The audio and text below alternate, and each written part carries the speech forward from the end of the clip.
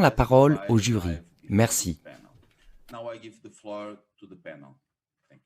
Merci, monsieur le juge. Merci à vous. Je suis Anna Garner. Je suis avocate aux États-Unis et j'ai le plaisir de vous accueillir dans cette émission Le Tribunal de l'opinion publique et aussi d'appeler notre premier témoin qui a été préenregistré, le professeur Matthias de Smet.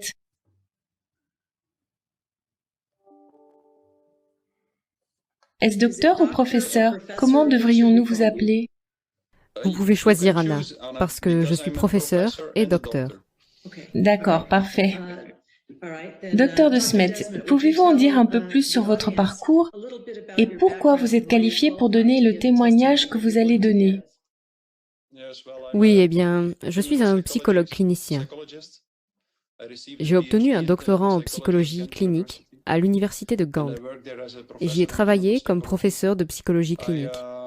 Je suis également titulaire d'un master en statistique, mais je ne me considère pas comme un statisticien, car je ne suis plus impliqué dans la recherche statistique, en fait. Mais j'étais impliqué dans le domaine pendant 5 ans. Ensuite, j'ai obtenu un master en statistique. Quoi d'autre? Eh bien, j'ai publié 120 articles dans la littérature scientifique.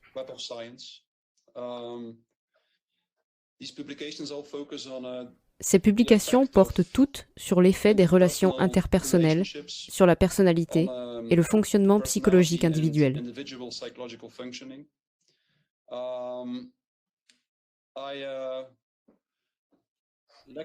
Je donne des conférences sur le phénomène de la fondation de masse, depuis plusieurs années maintenant. Pour être tout à fait honnête, je viens de terminer un livre sur le phénomène de la formation de masse et de la relation avec le phénomène du totalitarisme.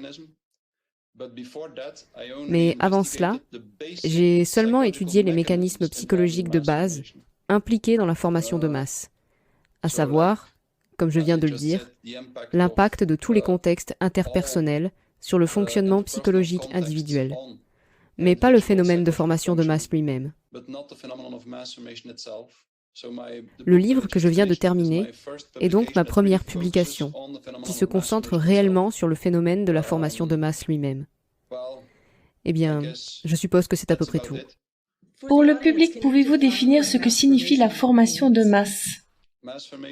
La formation de masse est un type spécifique de formation de groupe, qui a un impact très spécifique sur les individus. Les individus qui sont en proie à un processus de formation de masse présentent des caractéristiques très spécifiques. Ce phénomène a été décrit par de nombreux chercheurs, de Gustave Le Bon à Sigmund Freud, en passant par Elias Canetti, McDouglas, Hannah Arendt, etc. Tous ont décrit l'impact très étrange et profond de la formation de masse sur le fonctionnement psychologique individuel. En premier lieu, les personnes et les individus qui sont sous l'emprise d'une personne en formation de masse deviennent radicalement aveugles à tout ce qui va à l'encontre de ce en quoi ils croient. Ainsi, les personnes dans un processus de formation de masse croient habituellement en certains récits idéologiquement colorés. Et d'une manière étrange, ils deviennent incapables de prendre une distance critique et de voir quand ces narratifs deviennent complètement absurdes ou simplement faux.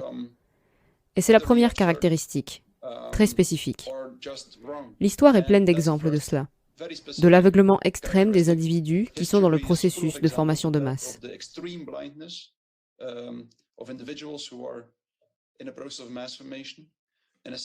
Et une deuxième caractéristique, par exemple, est que les gens qui sont en proie à la formation de masse sont typiquement prêts à sacrifier tout ce qui est important pour eux. C'est très étrange. Ils semblent avoir perdu toute conscience de leur intérêt individuel et ils sont prêts à tout sacrifier. Tout ce qui était important pour eux, leur santé, leur richesse, l'avenir de leurs enfants, leur vie, et ainsi de suite. C'est extrêmement étrange. La troisième caractéristique, très importante, est que les personnes qui sont dans un processus de transformation deviennent radicalement intolérantes aux voix dissonantes. Ils ont typiquement tendance à stigmatiser d'abord les personnes qui ne vont pas dans le sens des masses, qui n'adhèrent pas au narratif. Dans un deuxième temps, ils donnent généralement un signe aux personnes qui ne vont pas dans le sens des masses. Et puis, dans un troisième temps, ils deviennent cruels envers les personnes qui ne vont pas dans le sens des masses. Et typiquement, c'est vraiment caractéristique de la formation de masse. C'est ce qu'ils font typiquement. Ils deviennent cruels, comme si c'était un devoir éthique. C'est extrêmement typique de la formation de masse.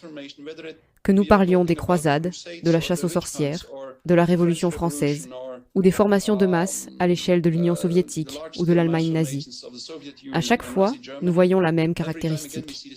Les gens deviennent radicalement intolérants, puis à un stade ultérieur, ils deviennent typiquement cruels envers les personnes qui ne vont pas dans le sens de la masse. Ça, c'est une chose.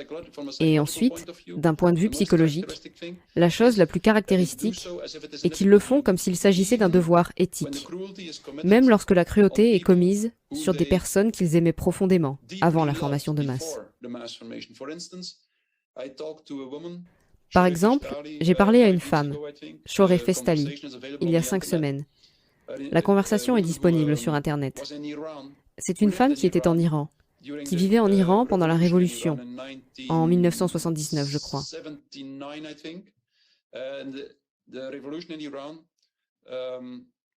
Et la révolution en Iran a été le début d'une formation de masse à grande échelle et a également conduit à l'émergence d'un régime totalitaire. Pas un autoritarisme technocratique que nous voyons maintenant, un différent type d'autoritarisme.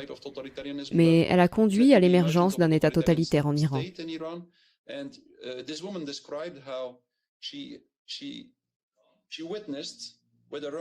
Et cette femme a décrit comment elle a vu de ses propres yeux une mère dénoncer son fils à l'État et comment elle a passé la corde au cou de son fils avant qu'il ne soit pendu. C'est typique.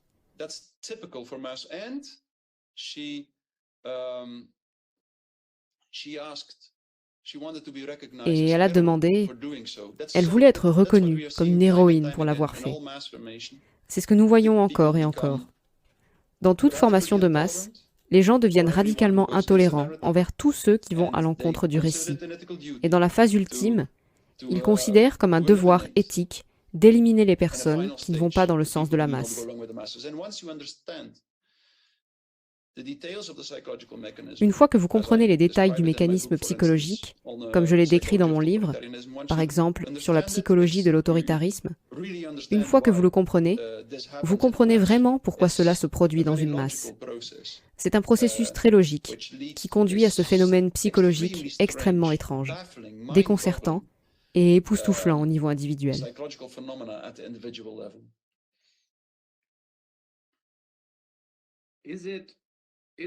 Matthias,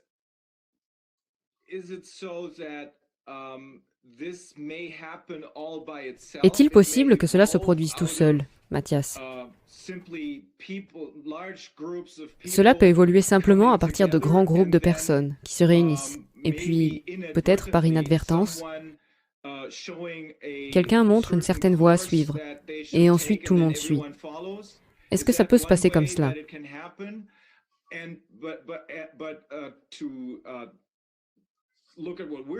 En prenant en compte ce que nous observons en ce moment, j'ai l'impression que ce que nous vivons est le résultat d'une longue planification. Une planification longue et détaillée. Donc, s'il existe une chose telle qu'une sorte de formation naturelle de masse, parce que des grands groupes de personnes ont tendance à suivre finalement une direction que quelqu'un leur dit peut-être par inadvertance de prendre, il y a aussi apparemment un moyen, une méthode, par laquelle la formation de masse peut être activement instiguée, contrôlée, et les gens peuvent être activement manipulés par la formation de masse. À cela s'ajoutent probablement les nouveaux moyens technologiques, dont nous disposons maintenant. Est-ce exact?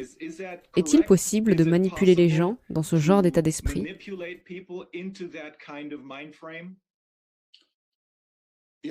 Oui, c'est possible.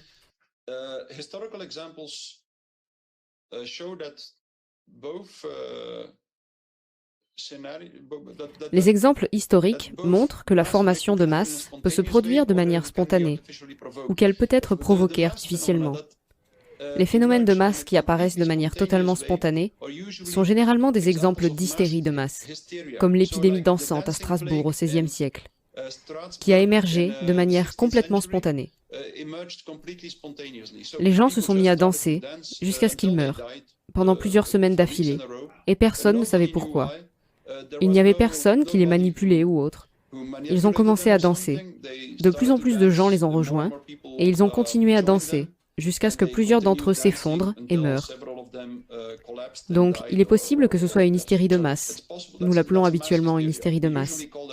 Mais la formation de masse, en général, pas seulement l'hystérie de masse, parfois le premier stade de la formation de masse. Donc, il y a différents scénarios. Habituellement, nous devons faire la distinction entre la population, la masse elle-même, la foule, et ensuite une certaine élite qui dirige la masse. Dans certains exemples historiques, l'élite a émergé en premier et a ensuite créé artificiellement la masse ou la foule.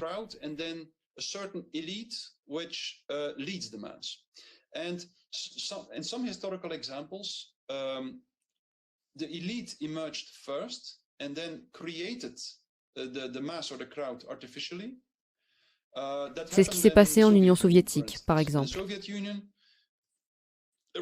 En Union soviétique, il y avait d'abord une élite communiste, des gens qui étaient fanatiquement convaincus d'une certaine idéologie, l'idéologie marxiste, le matérialisme historique, et qui ont ensuite utilisé l'endoctrinement par la propagande à petite échelle et ont lentement réussi à créer un mouvement de masse en Russie.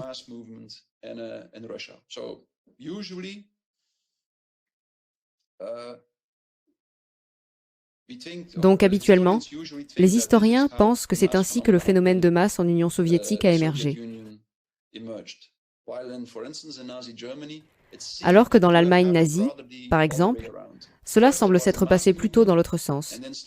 D'abord, il y a eu un mouvement de masse, et ensuite, lentement, certaines personnes, des personnes talentueuses, ont émergé de la masse, ont pris la tête, et avec l'aide de la masse, ont réussi à prendre le contrôle du système étatique.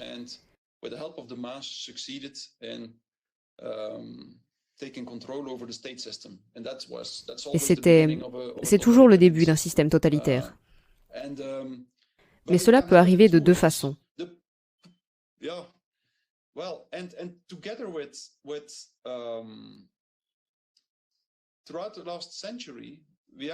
Tout au long du siècle dernier, nous voyons en fait que, d'une manière générale, si nous ne nous limitons pas à l'étude des régimes totalitaires,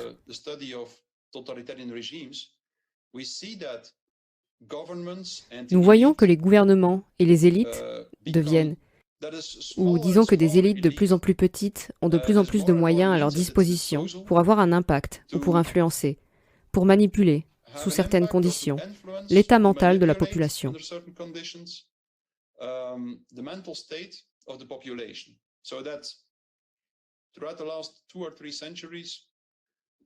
Ainsi, au cours des 2 ou 3 derniers siècles, en raison des développements technologiques et de l'émergence des médias de masse, un groupe de personnes de plus en plus restreint a eu de plus en plus d'impact sur l'état mental de la population par toutes sortes de moyens. La propagande d'endoctrinement, mais aussi les techniques plus subtiles du gant de velours, comme des spots publicitaires ou toutes sortes de publicités, etc.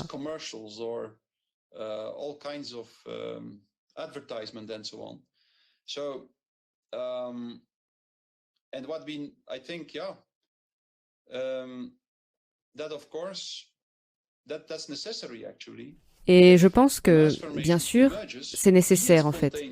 Si une formation de masse émerge, qu'elle soit spontanée ou qu'elle soit créée ou provoquée artificiellement, si une formation de masse émerge dans la société, elle ne durera pas très longtemps, à moins qu'elle soit alimentée et stimulée par des narratifs répandus par les médias de masse.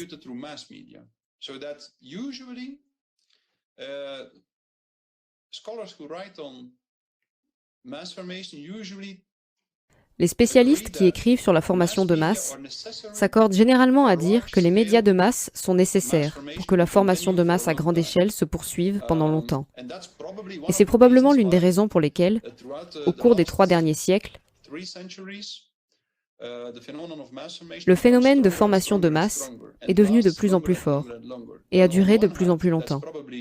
D'une part, cela est probablement dû au fait que les médias de masse et les machines de communication de masse sont devenus de plus en plus sophistiqués. Par contre, il est clair qu'aucune formation de masse ne peut se poursuivre ou être provoquée si la population ne se trouve pas dans un état spécifique.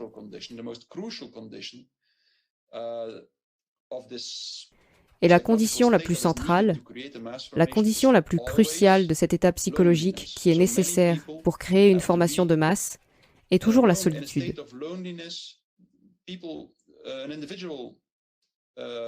Il faut que beaucoup de gens soient dans un état de solitude. Un individu devient plus sensible et plus vulnérable à la formation de masse lorsqu'il est déconnecté de son environnement naturel et social, lorsqu'il a cessé de raisonner avec son environnement naturel et social.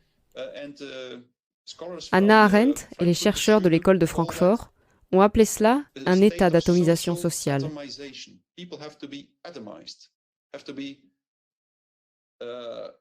Il faut que les gens soient atomisés, qu'ils soient déconnectés de leur environnement naturel et social.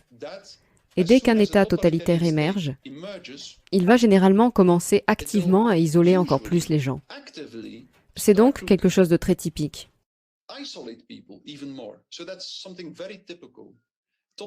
Les dirigeants totalitaires le font de manière presque intuitive.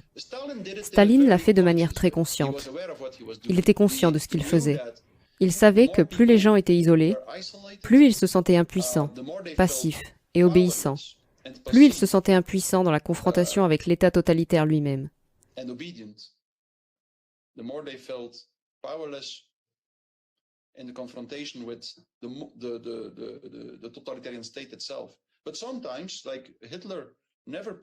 Mais parfois, par exemple, Hitler ne l'a jamais poursuivi d'une manière active ou consciente. Et la même chose se produit. Parce que c'est une chose étrange, le phénomène de la formation de masse. Je peux l'expliquer si vous voulez. Mais le phénomène de formation de masse conduit toujours à la destruction des liens sociaux entre les individus. Donc c'est extrêmement important. Donc qu'elle soit créée consciemment ou non, elle se produira dans une formation de masse. Et dans une formation de masse, nous voyons toujours la même chose. Et c'est pourquoi les États totalitaires mènent typiquement à une atmosphère paranoïaque dans la population.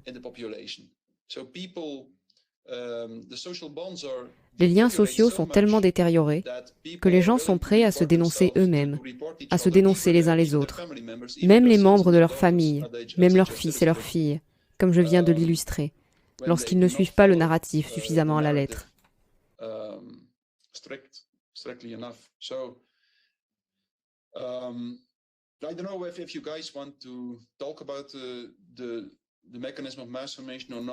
Je ne sais pas si vous voulez parler du mécanisme de formation de masse, mais la chose la plus importante pour répondre à votre question, Dr. Fulmich, c'est que ça peut...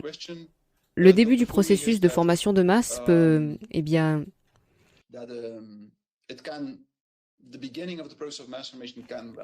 La foule peut émerger de manière plus ou moins spontanée. Mais s'il n'y a pas de leader ou de personne qui alimente le processus de formation de masse et qui répand le narratif, qui mène à la formation de masse par le biais des médias de masse, alors le processus de formation de masse ne durera généralement pas très longtemps.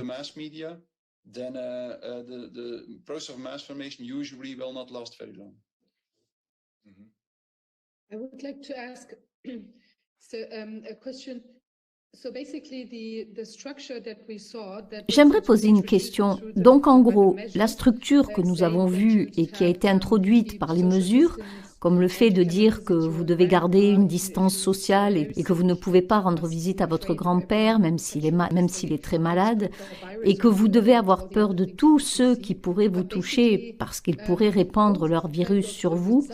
Et toutes les autres choses que nous voyons sont en fait à la fois une sorte de résultat et aussi un bon terrain pour alimenter davantage cette dynamique de la formation de masse, parce que c'est un bon champ fertile, en gros, qui se développe de plus en plus. Et c'est comme un mouvement perpétuel ou comme un processus dynamique qui tourne en spirale. Pouvez-vous le confirmer? Et mon autre question est, que fait la voix dissonante? Est-ce qu'on l'entend toujours? Quelle est son importance dans l'ensemble de la procédure?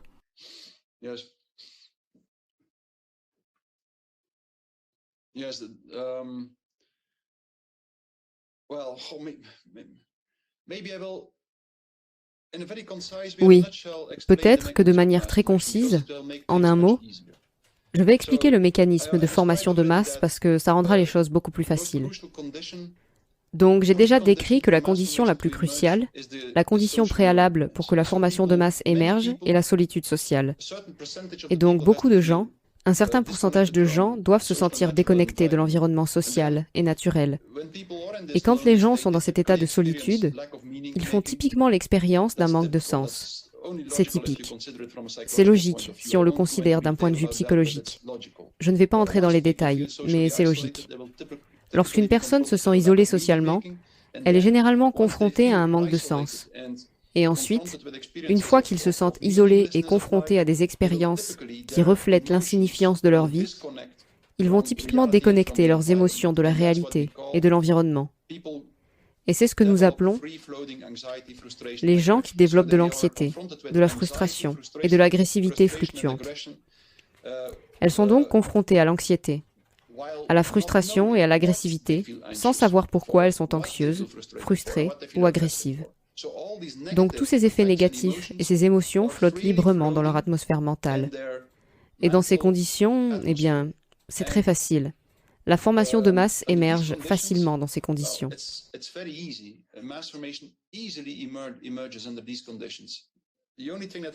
La seule chose qui doit se produire est la suivante. Si un narratif est diffusé par les médias de masse à l'ensemble de la population, indiquant un objet d'anxiété et une stratégie pour traiter cet objet d'anxiété, alors toute cette anxiété fluctuante se connecte à l'objet d'anxiété et les gens sont prêts à participer à une stratégie pour traiter l'objet d'anxiété simplement parce que cela leur donne l'illusion d'un contrôle mental, d'un contrôle sur leur anxiété. Ils seront prêts à participer à la stratégie pour traiter l'objet de l'anxiété, quelle que soit l'absurdité du narratif ou de la stratégie. C'est donc très typique. Et c'est ce qui se passe au début de chaque processus de formation de masse.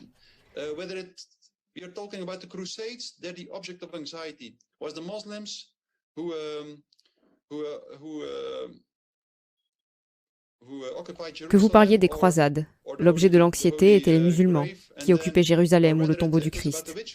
Qu'il s'agisse de la chasse aux sorcières, dans ce cas, l'objet d'anxiété était les sorcières. Ou qu'il s'agisse de la Révolution française, où l'objet d'anxiété était l'Ancien Régime. Ou qu'il s'agisse des Juifs dans l'Allemagne nazie, ou de l'aristocratie et de l'Union soviétique. C'est toujours pareil.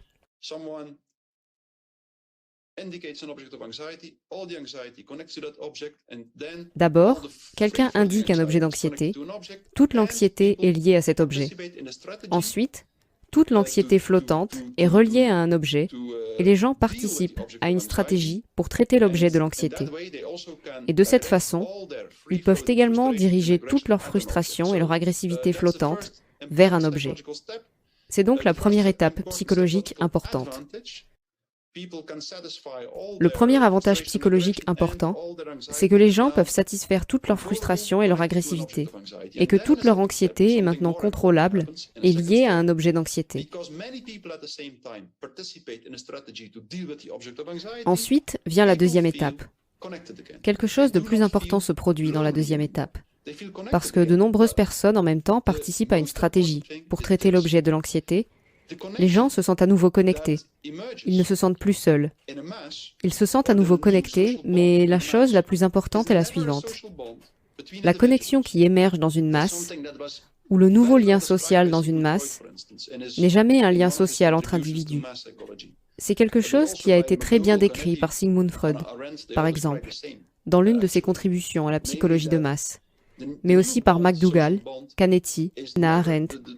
Ils décrivent tous la même chose en fait, à savoir que le nouveau lien social n'est jamais une masse ou une foule. Ce n'est pas un groupe qui s'est formé parce que les individus ont un lien social fort entre eux.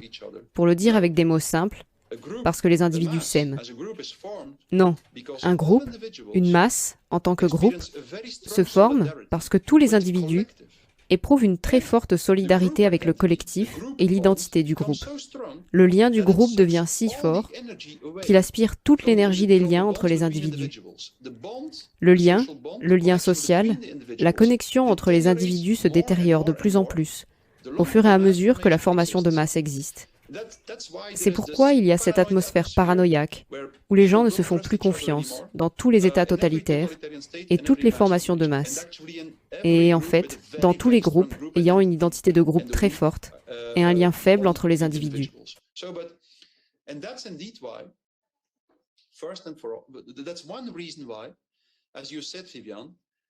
Et c'est effectivement la raison, en premier lieu, c'est l'une des raisons pour lesquelles, comme vous l'avez dit, Viviane, la formation de masse émerge parce que de nombreuses personnes se sentent seules, isolées, déconnectées.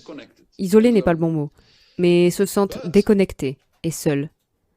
Mais la formation de masse elle-même crée encore plus de solitude et encore plus de déconnexion. Et c'est la raison pour laquelle une formation de masse en entraîne généralement une deuxième. Et nous l'avons un peu remarqué ces derniers temps. Alors que le narratif Corona a été un peu relégué au second plan au cours des derniers mois, nous avons immédiatement assisté à l'émergence d'un nouveau narratif qui a conduit à une nouvelle formation de masse, la guerre en Ukraine et en Russie.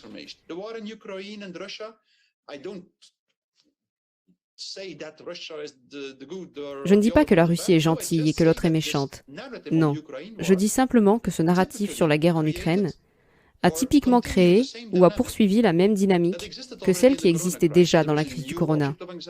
Il y avait un nouvel objet d'anxiété, il y avait une nouvelle intolérance à une voix dissonante, et ainsi de suite. Donc, d'une part, il est clair que la formation de masse conduit, généralement, et même spontanément, à une nouvelle formation de masse. Une fois qu'un phénomène de formation de masse à grande échelle émerge, il ne s'arrête plus facilement. Il prépare généralement le terreau, ou le terrain, pour une nouvelle formation de masse. Mais il y a un facteur supplémentaire qui contribue au fait que la formation de masse se poursuit généralement d'elle-même.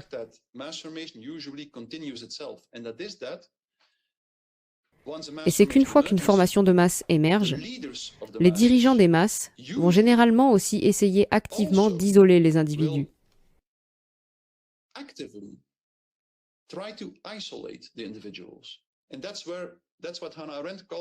Et c'est ce que Hannah Arendt appelle l'isolement par opposition à la solitude. Une population solitaire est une population qui se sent simplement déconnectée. Une population isolée est une population où les gens ne sont plus autorisés à se réunir, avec beaucoup de personnes en même temps. Ainsi, la première étape du totalitarisme consiste généralement pour l'État à limiter la liberté de voyager. Par exemple, on le voit très souvent en Union soviétique et dans l'Allemagne nazie également. Je pense que Mirlou l'a décrit dans son livre Rape of the Mind. C'est également l'une des premières étapes. Il a été écrit en 1976. Ce que je raconte maintenant, certaines personnes pensent que je l'ai inventé et que j'essaye d'appliquer ma formation de masse à la critique du corona. Mais cela n'a aucun sens, car je peux vous montrer plusieurs livres écrits en 1950, 1960, qui décrivent tous le même phénomène. La première étape, la première chose, c'est un totalitarisme émergent.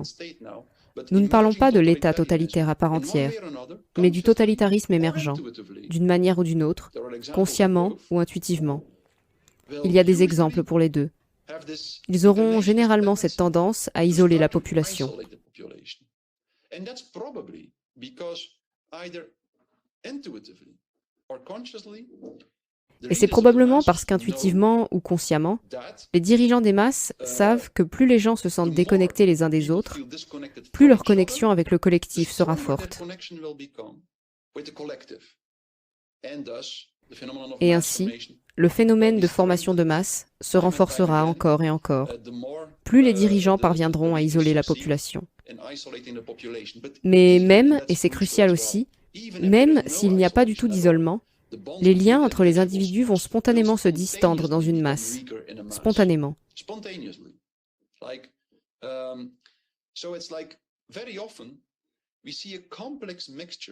Donc, c'est comme si souvent on voyait un mélange complexe entre un isolement qui est créé artificiellement et un état de déconnexion qui devient typiquement de plus en plus intense tout au long de la formation de masse.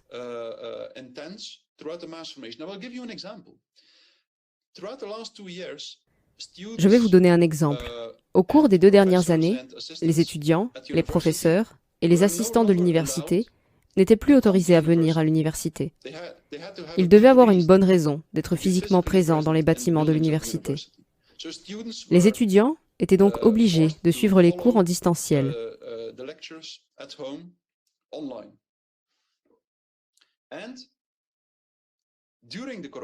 Et pendant la crise du corona, tout au long des 2 dernières années, les étudiants se sont plaints.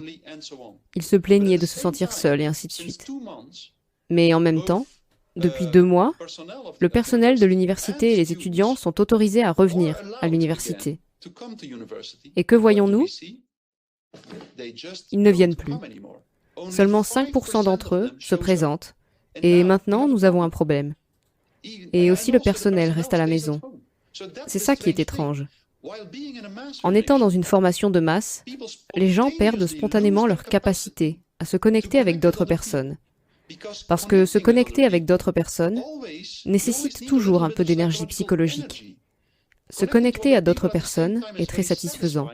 Voir des gens dans le monde réel est très satisfaisant. Et c'est crucial pour un être humain. Mais en même temps, nous devons surmonter une certaine résistance. Parce que nous sommes toujours un peu nerveux, un peu honteux. Nous devons surmonter toutes sortes de résistances. Pour certaines personnes, il s'agit de petites résistances. Pour d'autres, les résistances sont plus grandes. Mais se connecter à d'autres personnes dans le monde réel est quelque chose qui est, comme je l'ai dit, très satisfaisant. Mais c'est aussi quelque chose qui demande un certain engagement, pour lequel vous avez besoin d'une certaine énergie, une énergie psychologique. Et cette capacité à se connecter est spontanément détruite quand une masse émerge.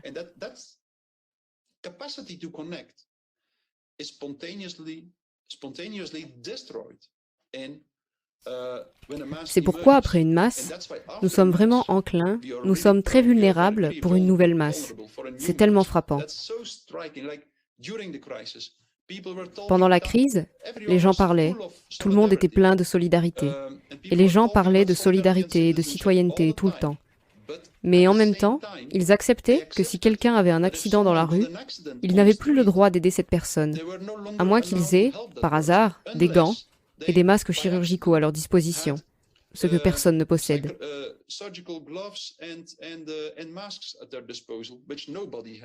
Ils n'étaient donc tout simplement plus autorisés à s'entraider lorsque quelqu'un avait un accident. Et de la même façon, lorsque votre père ou votre mère, les gens parlaient tout le temps de la solidarité envers les personnes âgées. Mais lorsque leur père ou leur mère était en train de mourir, ils acceptaient de ne plus avoir le droit d'être auprès d'eux et de leur rendre visite.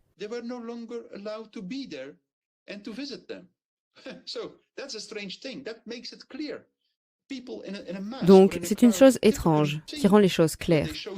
Les gens qui se réunissent en masse ou dans une foule pensent généralement qu'ils font preuve de solidarité et de citoyenneté. Mais la solidarité n'est jamais une solidarité avec d'autres individus. C'est une solidarité avec un collectif. Et c'est pourquoi l'État totalitaire sent et sait qu'il peut tout demander et qu'il peut s'attendre à ce que les individus dénoncent tout le monde, même leurs proches à l'État, qu'ils tueront si nécessaire, lorsqu'ils ne montrent pas assez de solidarité avec un collectif.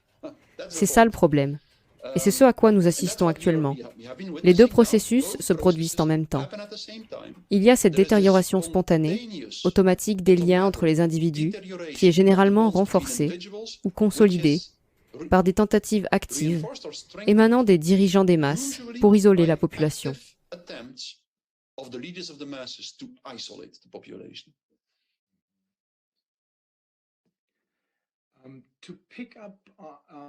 Pour reprendre là où Viviane s'est arrêtée,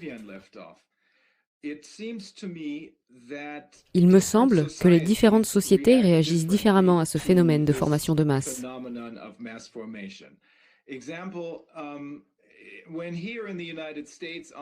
Par exemple, quand ici, aux États-Unis, le 18 avril, le mandat fédéral du port du masque a été interdit parce qu'un tribunal fédéral et la Floride ont dit que le CDC n'avait pas l'autorité pour faire ça,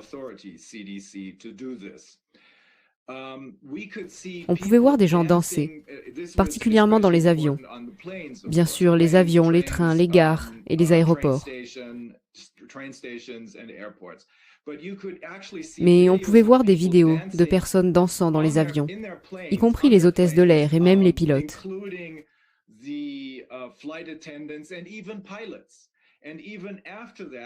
Même après cela, il était très évident que, je dirais, environ 90% des gens ne portaient plus de masque.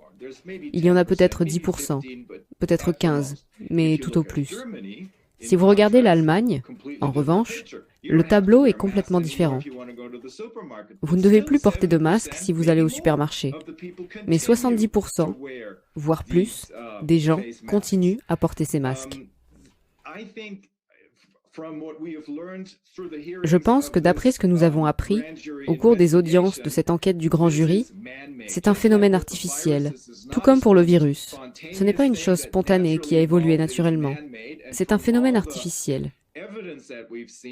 Et d'après toutes les preuves que nous avons vues, pas plus tard que ce matin, Viviane m'a envoyé un document qui montre que les personnes qui sont derrière cela, les personnes qui écrivent concrètement ce que nous appelons le document de panique, ce document n'existe pas seulement en Allemagne. C'est le même type d'instruction pour les administrations. Comment mettre les gens en mode panique, répétant la même chose que partout dans le monde. Les personnes qui sont derrière cela, ou qui ont fait cela, ont planifié cela depuis longtemps.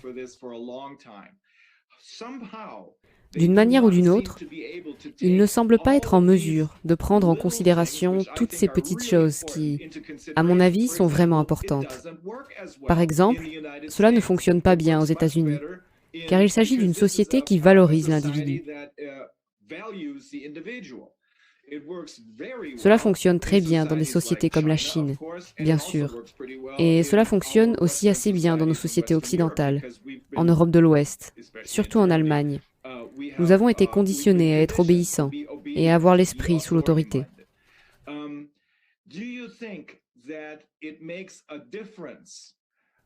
Pensez-vous que cela fait une différence de savoir où les voix dissidentes se font entendre? Pensez-vous qu'il est plus efficace d'avoir des voix dissonantes dans des pays comme les États-Unis qu'en Chine ou en Europe?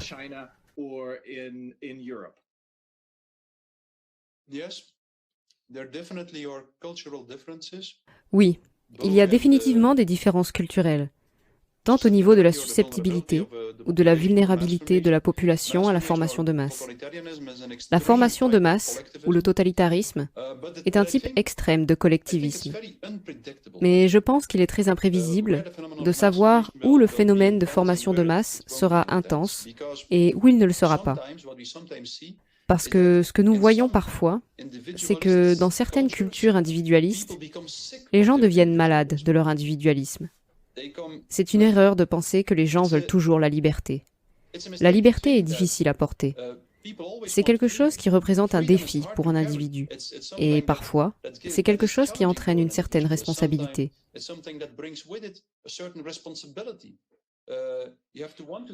Vous devez vouloir prendre une certaine responsabilité pour vous-même.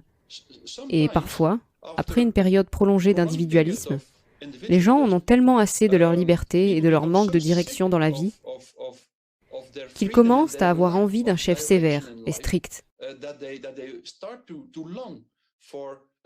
C'est quelque chose qui est très bien décrit par Gustave Le Bon. Je suis donc tout à fait d'accord pour dire qu'il existe des différences entre les cultures ou les pays.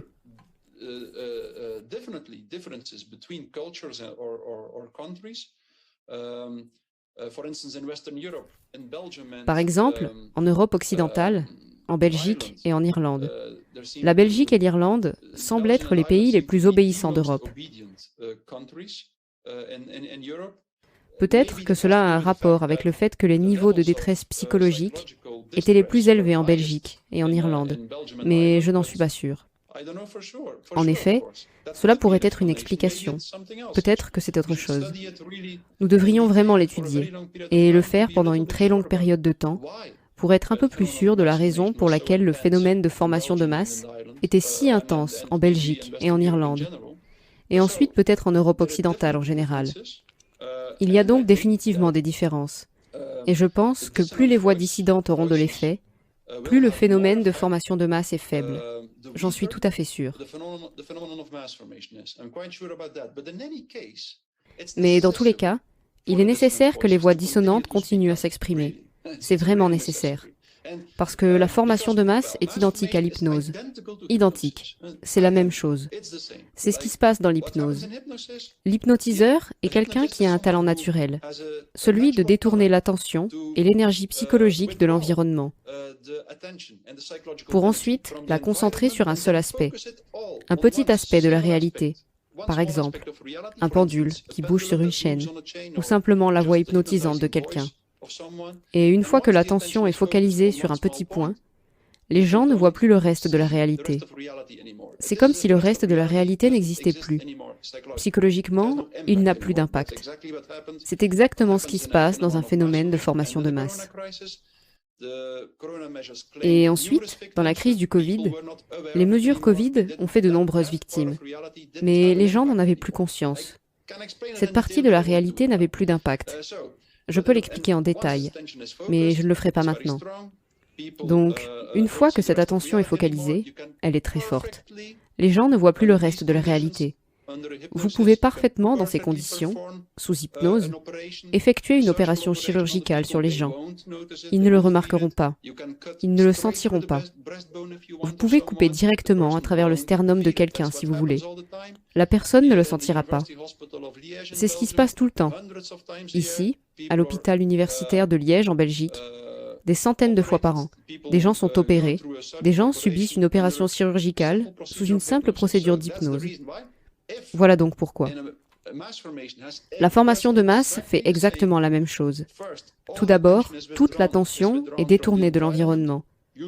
Habituellement, cette partie du processus se produit spontanément, puis elle se concentre sur un seul point de la réalité, par exemple le narratif du Covid, les mesures, et ensuite les gens ne remarquent plus le reste de la réalité. Et ils ne semblent plus vraiment conscients qu'ils perdent tout, leur santé, leur richesse, l'avenir de leurs enfants, tout peut disparaître. Ils ne le remarqueront pas vraiment. Cela n'aura plus d'impact psychologique. Et si ce processus continue, de plus en plus longtemps, l'hypnose ou la formation de masse deviendra de plus en plus profonde. Les gens deviendront de plus en plus convaincus que leur récit est le seul véritable, qu'ils s'en tiennent aux faits, et que les autres ont tort et ne sont plus capables de penser rationnellement. Ils déshumaniseront de plus en plus les personnes qui ne vont pas dans le sens des masses. Et à la fin, ils penseront qu'il est de leur devoir éthique de détruire les personnes qui ne vont pas dans le sens des masses.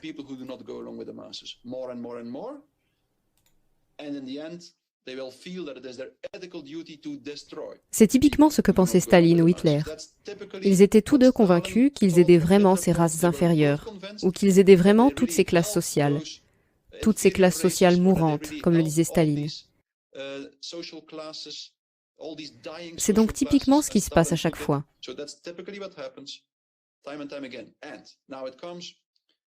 Et maintenant, si la voix dissidente, il est crucial, je le répète encore et encore, que la voix dissidente continue à s'exprimer.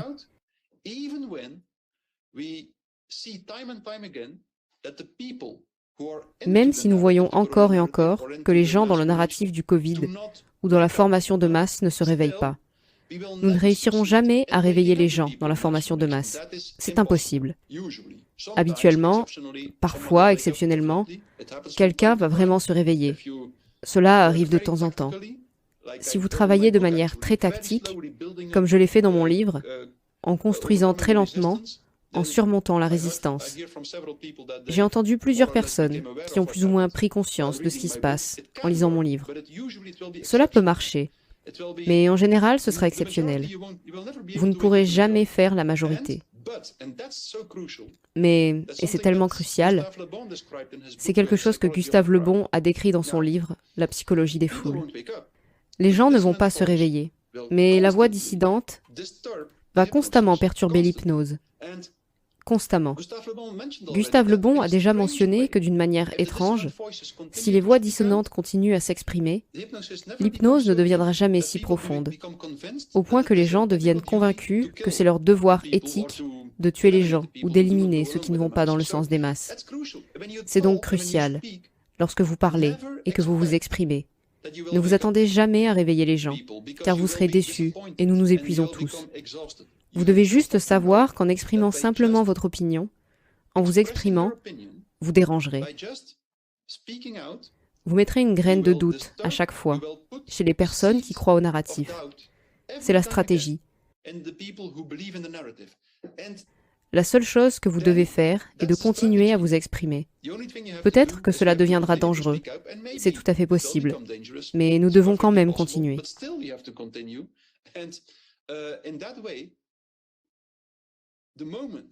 Les masses, les foules et le totalitarisme sont typiquement autodestructeurs. Ils s'épuisent et à la fin, ils deviennent radicalement autodestructeurs envers eux-mêmes. La masse et les États totalitaires, pour le dire avec les mots d'Hannah Arendt, dévorent typiquement leurs propres enfants à la fin, toujours.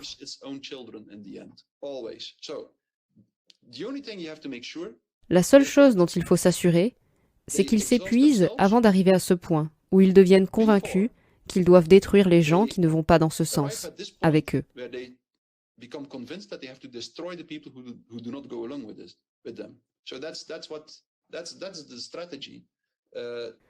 C'est donc la stratégie.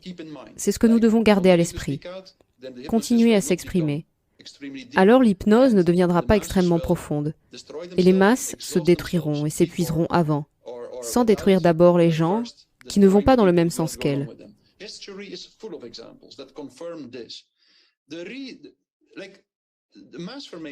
L'histoire est pleine d'exemples qui le confirment.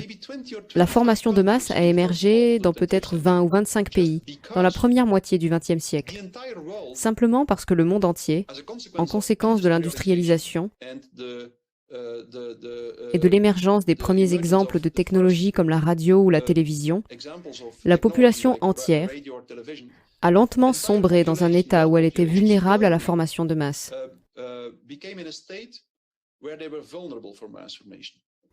Mais dans la plupart des pays, le processus de formation de masse a commencé, mais il s'est effondré assez vite, assez tôt. Il n'y a que 2 pays, comme l'Allemagne nazie, la Russie et peut-être la Chine, bien que la plupart des gens, de nombreux chercheurs comme Hannah Arendt, affirment que la Chine n'est jamais devenue un État totalitaire, à part entière, bizarrement. Il y avait plusieurs différences cruciales avec l'Allemagne nazie, et certainement avec l'Union soviétique. Mais la raison pour laquelle le processus de formation de masse s'est effondré, avant que la destruction ne commence dans les autres pays, est que les gens ont continué à s'exprimer, alors qu'en Allemagne nazie et en Union soviétique, l'opposition, la résistance, à un certain moment, a décidé de cesser de s'exprimer et de se cacher. C'est arrivé en 1930, en Union soviétique, puis en 1935, en Allemagne nazie. Et en 6 mois, 8 mois, la destruction a commencé. Staline a commencé ses grandes purges, qui ont fait des dizaines de millions de victimes entre 1930 et 1931. La même chose s'est produite en Allemagne nazie, entre 1935 et 1936, très peu de temps après que l'opposition ait décidé de cesser de s'exprimer. Il y avait une deuxième raison. Comme l'Allemagne nazie et l'Union soviétique avaient toutes deux une très grande population, il semble qu'une formation de masse logique ne puisse se poursuivre très longtemps si la population est trop petite. Personne ne sait exactement pourquoi. Cela pourrait être lié au fait que les voix dissidentes qui s'expriment dans l'espace public, même si elles ne disposent d'aucune technologie, ont un impact plus important dans une petite population que dans une grande. C'est une possibilité. Personne ne sait exactement pourquoi. Mais le fait est, c'est vraiment crucial, l'histoire le montre à maintes reprises, tant que la voix dissidente continue de s'exprimer, l'hypnose ne sera pas complète. Il y aura toujours une sorte de perturbation de l'état hypnotique. Et je ne cesse de le répéter. Je sais que beaucoup de gens ne me croient pas, mais il est vrai que ce sont à la fois les dirigeants des masses et les masses elles-mêmes qui sont hypnotisées.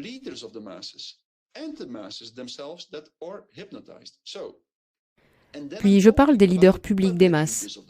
Peut-être qu'il y a toutes sortes de gens qui manipulent derrière les écrans. Je ne parle pas d'eux. Je parle des leaders publics des masses. Des personnes qui articulent le narratif de masse dans l'espace public. Ils sont hypnotisés par leur idéologie.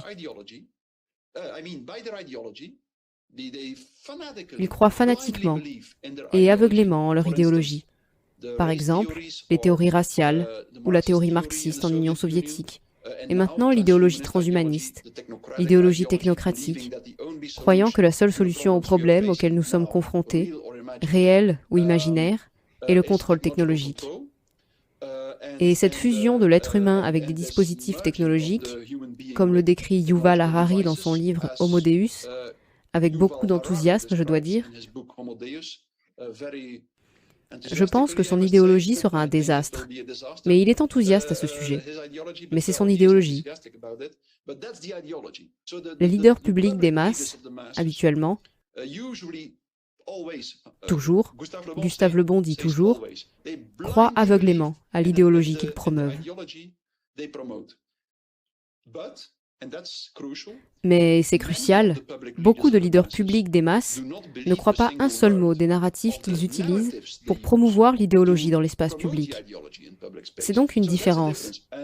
Et en même temps, il est clair qu'il y a des leaders publics qui ne croient pas aux narratifs, mais il y a des gens qui y croient vraiment, qui sont aveugles. Et généralement, les leaders publics de niveau supérieur, qui savent que les narratifs sont utilisés de manière manipulatrice pour convaincre les gens d'accepter le remodelage de la société selon l'idéologie à laquelle ils croient.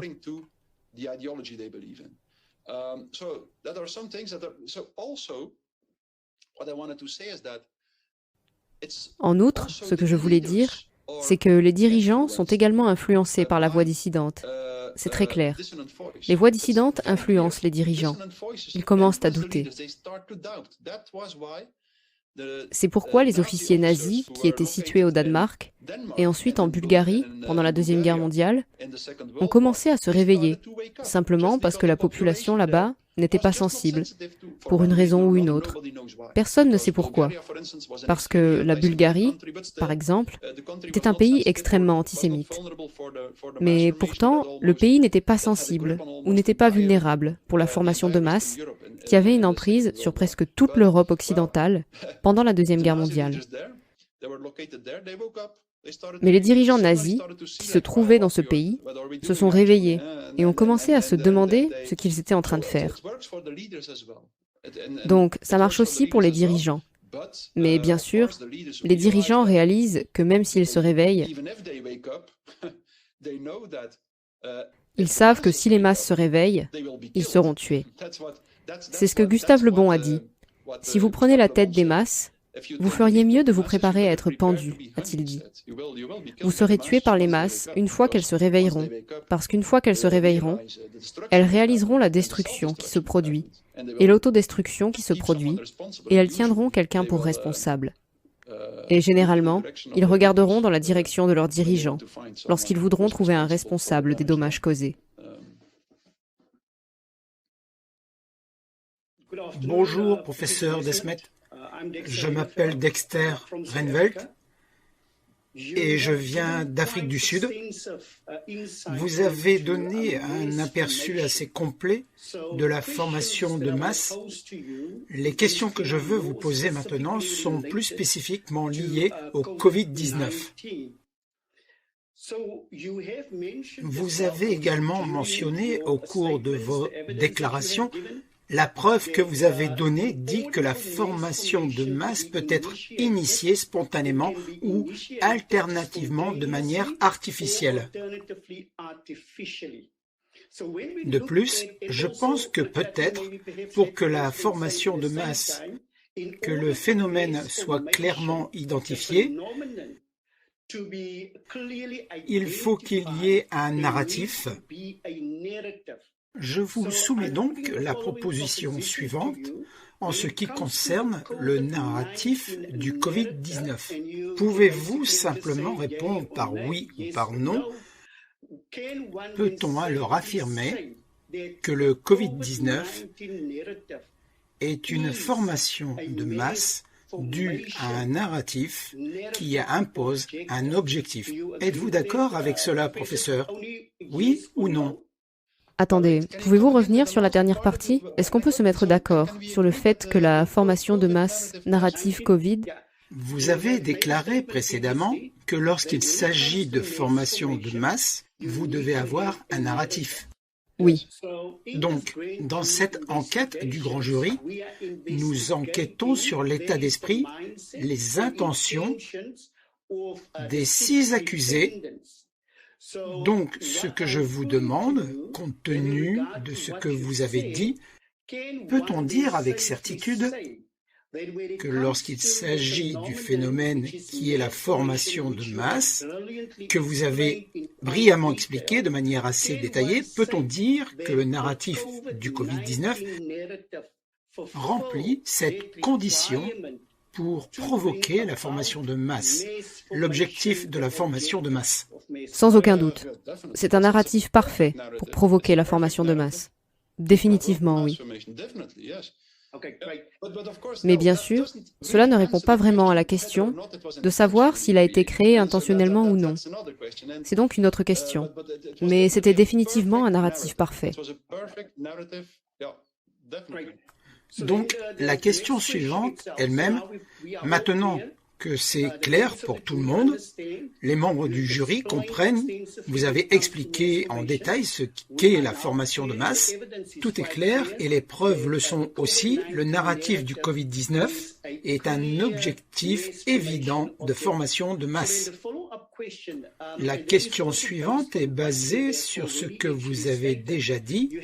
Vous avez dit clairement que pour que la formation de masse soit initiée, elle peut l'être spontanément ou artificiellement. Donc, en ce qui concerne la formation de masse Covid-19, si nous pouvons l'intituler ainsi, que diriez-vous? A-t-elle été initiée artificiellement ou spontanément? Et si vous dites spontanément ou bien artificiellement, pouvez-vous brièvement donner une explication? Oui. Écoutez. D'abord et avant tout, ce n'est pas mon expertise de décider si oui ou non je pense que c'est créé artificiellement ou si c'est apparu spontanément. Mais je peux vous donner mon impression, bien sûr. Je pense, pour être honnête, que depuis longtemps déjà, les grandes institutions telles que l'OMS et d'autres institutions mondiales auraient préféré traiter différemment les infections virales et ainsi de suite. Elles auraient préféré utiliser une stratégie de vaccination différente.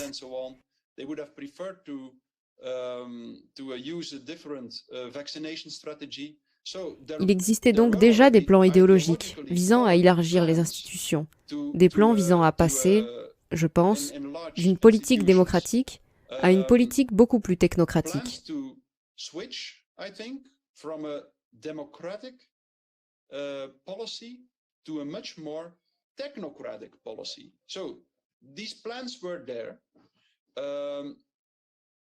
Ces plans étaient donc là. De nombreuses personnes étaient convaincues que tous les grands défis auxquels nous étions confrontés dans cette société ne pouvaient être résolus que par la voie technocratique et non par la voie démocratique. Donc, bien sûr, cela a parfaitement joué un rôle, la construction du narratif sur le virus, ainsi que la stratégie utilisée pour gérer le narratif.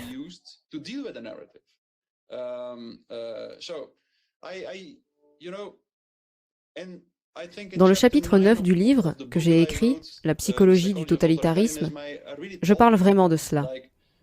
Dans quelle mesure nous devons voir ce qui se passe maintenant comme la conséquence d'un plan d'une petite élite?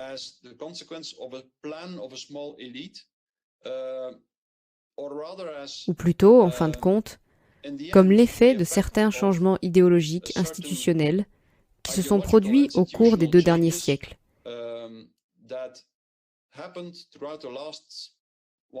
Et en particulier au cours de la dernière décennie, par exemple. Je le décris ici.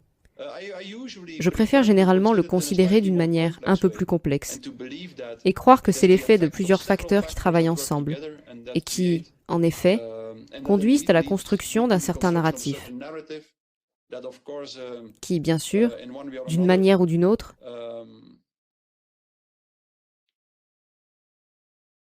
s'inscrit dans une idéologie qui est encouragée par les grandes institutions de ce monde.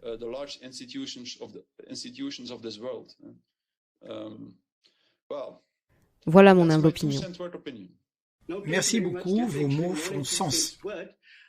Professeur, ce que j'aimerais que vous fassiez, et c'est essentiellement pour que le jury et tous ceux qui écoutent votre témoignage puissent avoir une compréhension claire, pouvez-vous nous donner un exemple très bref de l'initiation spontanée d'une formation de masse?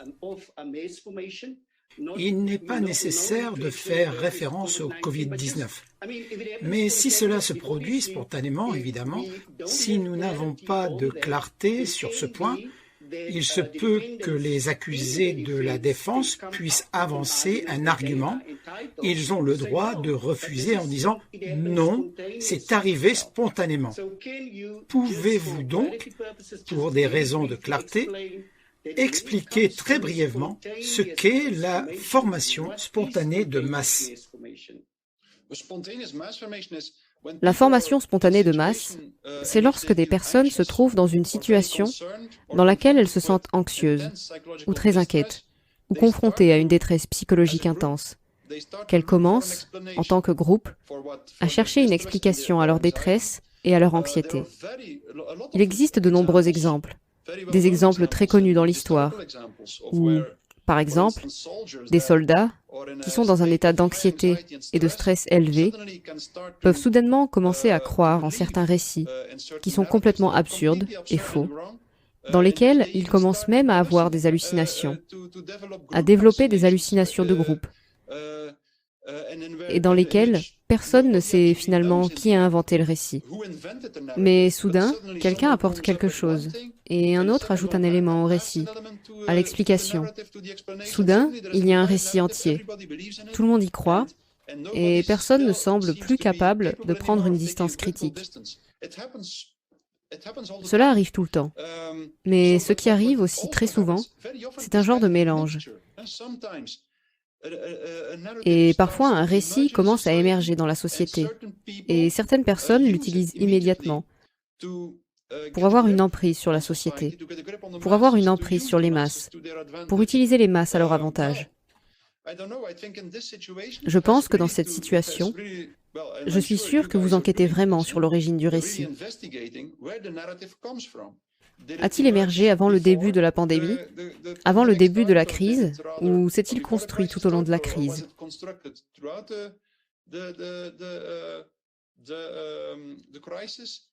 Peut-être était-ce un mélange des deux. Comme je l'ai dit, en général, c'est un mélange des deux. Il y a certaines institutions qui préfèrent utiliser des mesures de confinement, puis des stratégies de vaccination à grande échelle pour traiter certains problèmes réels ou imaginaires de la société. Puis soudain,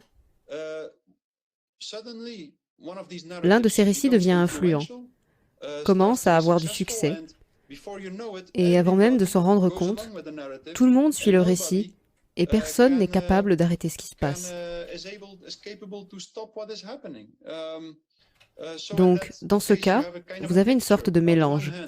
D'un côté, il peut y avoir des gens qui promeuvent un récit intentionnellement, mais la plupart des gens y adhèrent spontanément. Je pense que c'est généralement ce qui se passe. Gustave Le Bon a dit au XIXe siècle que pour qu'une formation de masse émerge, il faut toujours qu'il y ait quelqu'un qui articule une suggestion dans l'espace public. Ce qui signifie que la société est en proie à une sorte de détresse sociale et psychologique flottante, une anxiété et ainsi de suite. Et soudain, quelqu'un suggère quelque chose, comme le dit Gustave Le Bon, à savoir qu'il suggère quelque chose comme « Attendez, cela pourrait être dangereux ».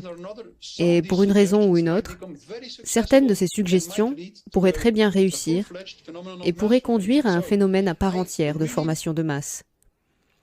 Je préfère donc vraiment le considérer comme un système dynamique complexe qui émerge dans une société, auquel plusieurs facteurs contribuent.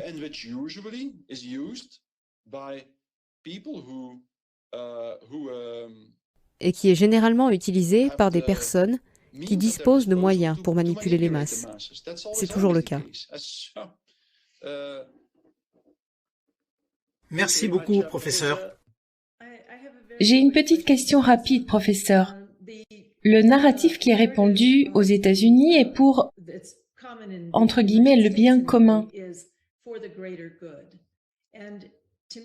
Et pour moi, c'est comme s'il préparait le terrain pour la solitude que vous avez décrite plus tôt et la déconnexion de la nature. Comment l'avez-vous formulé? De la société, de la nature? L'environnement. Exact. Êtes-vous d'accord avec cela? Pour le bien commun. Eh bien, les masses sont toujours convaincues que ce qu'elles font est pour le bien commun. Toujours. C'est une solidarité typique des masses. Et vous vous demandez si cela peut ou non contribuer à la déconnexion. Oui. Oui, définitivement. Ce phénomène de masse conduit à encore plus d'isolement social et de déconnexion. Oui, absolument. Et juste une question complémentaire, je ne voulais pas vous interrompre. Voltaire avait une citation qui me semble être une description de ce phénomène. Il a dit « Ceux qui peuvent vous convaincre de croire à des absurdités peuvent vous convaincre de commettre des atrocités. » Êtes-vous d'accord pour dire que c'est un résumé de ce qui se passe actuellement? Oui, absolument. C'est le point essentiel.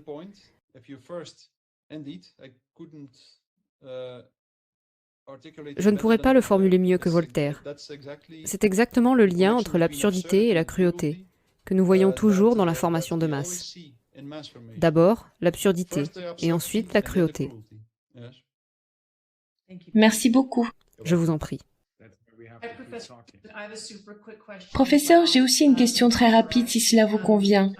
Je suis Leslie Manoukian du Health Freedom Defense Fund et ma question est la suivante. Vous venez de mentionner en réponse à une autre question que tant qu'il y a des dissidents qui continuent à s'exprimer, cela suffit à empêcher, à compléter, je suppose, l'achèvement de l'hypnose de masse.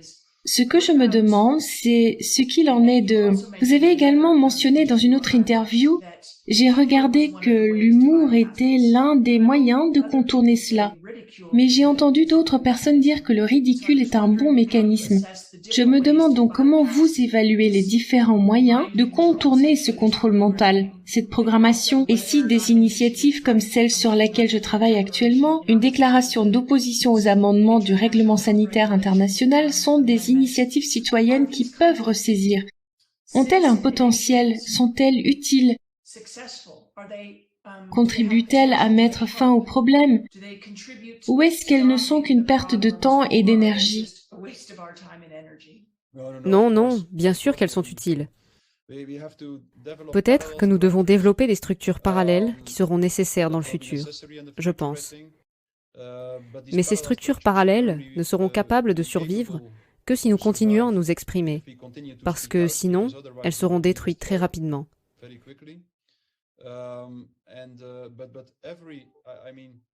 Mais toutes les manifestations sont importantes.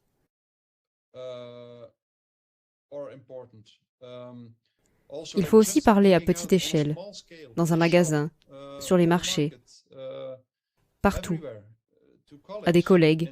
Et généralement, la meilleure stratégie est de le faire de manière discrète, sans essayer de convaincre quelqu'un. Nous ne devons pas continuer à fuir, mais simplement prendre la parole, en nous assurant que notre voix résonne un instant auprès des personnes qui adhèrent au narratif dominant.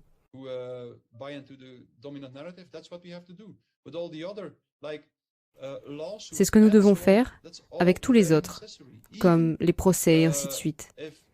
C'est tout à fait nécessaire, même s'il peut sembler que nos projets ne soient pas couronnés de succès au début. Et qu'en est-il du ridicule, de l'humour? Quelles sont les meilleures tactiques lorsque nous nous exprimons? Juste « Oh, je ne suis pas d'accord avec ça » ou il y a quelque chose qui est particulièrement utile? Les deux, pour dire simplement que je vois ça d'une manière différente, ou que je ne suis pas d'accord avec ça. L'humour est très puissant, mais très difficile. Il doit être utilisé de manière très, très sensible, parce que sinon, il va mettre les gens en colère. Ils peuvent être un peu en colère, mais s'ils le sont trop, ils seront encore plus convaincus de leur propre narratif. C'est quelque chose de très puissant, mais il faut aussi l'utiliser de manière très sensible. Mais c'est très bien, je pense. Oui.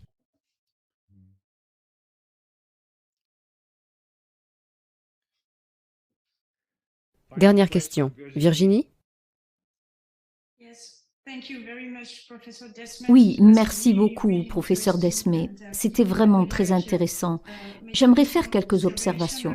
Je suis Virginie De Araujo Recchia, avocate au barreau de Paris. Pour la crise courante, il semblerait que le but ait été de désactiver consciemment nos sens. Les confinements, les masques, la distanciation sociale conduisent à l'absence de tendresse, de sourire, de toucher, toutes les émotions qui génèrent les plus hautes vibrations. Cela conduit à une maladie psychologique aussi bien que physique. Puisque nous savons, par exemple, que le toucher est très important pour acquérir un certain équilibre, seules les émotions basses sont autorisées. Sinon, nous pouvons observer une véritable soumission, une dépression collective. Comme vous dites, c'est un récit parfait. Sachant que le virus est un ennemi invisible qui permet d'augmenter la paranoïa. Je suis personnellement très préoccupée par la nouvelle génération qui aura grandi avec cet abus de masques et d'isolation, l'anxiété des adultes propagée par les médias de masse. Comme vous l'avez très bien expliqué, la formation de masse peut conduire les parents à accepter de tels traitements envers leurs propres enfants. Puis les nouvelles technologies sont venues accroître cette distance envers la spiritualité. Êtes-vous d'accord sur ces points? Si la technologie remplace la spiritualité? La technologie a remplacé la spiritualité. Je crois que la compréhension rationnelle a remplacé la spiritualité dans une certaine mesure.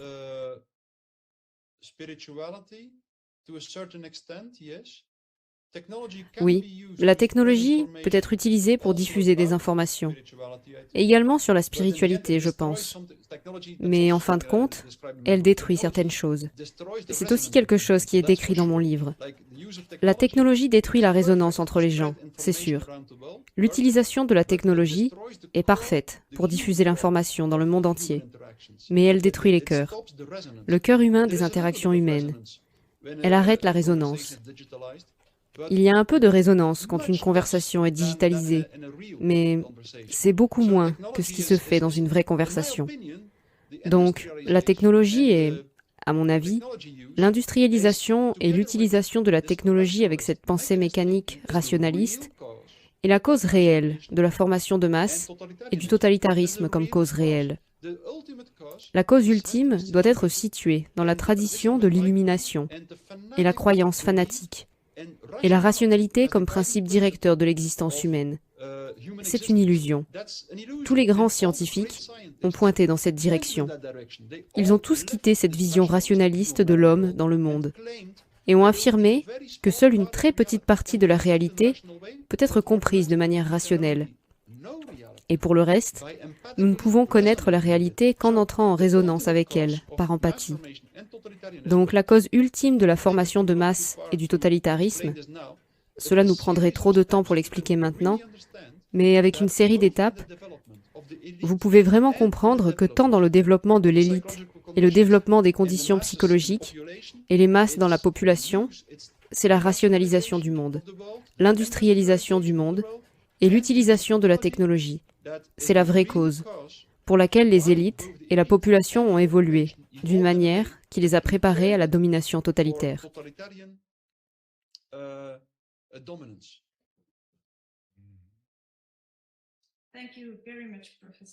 Je vous en prie. Yeah, I think this was a very, very important expert statement by Professor Desmet, and it gives us a much better idea of what's going on and why this narrative that has so many holes in it is still. Oui, je pense que c'était une déclaration d'expert très très importante du professeur Desmet. Elle nous donne une bien meilleure idée de ce qui se passe et de la raison pour laquelle ce récit, qui comporte tant de failles, est toujours présent dans la population et a ses effets sur les gens, au point qu'ils prennent volontairement le vaccin ou le soi-disant vaccin, alors qu'il devient de plus en plus évident pour les gens que ce n'est pas très sûr. Mais je pense que c'est une pièce très importante du puzzle et il est bon de comprendre ce qui se passe et pourquoi il est également possible pour les personnes qui avaient d'autres choses que la santé de la population à l'esprit de manipuler la population.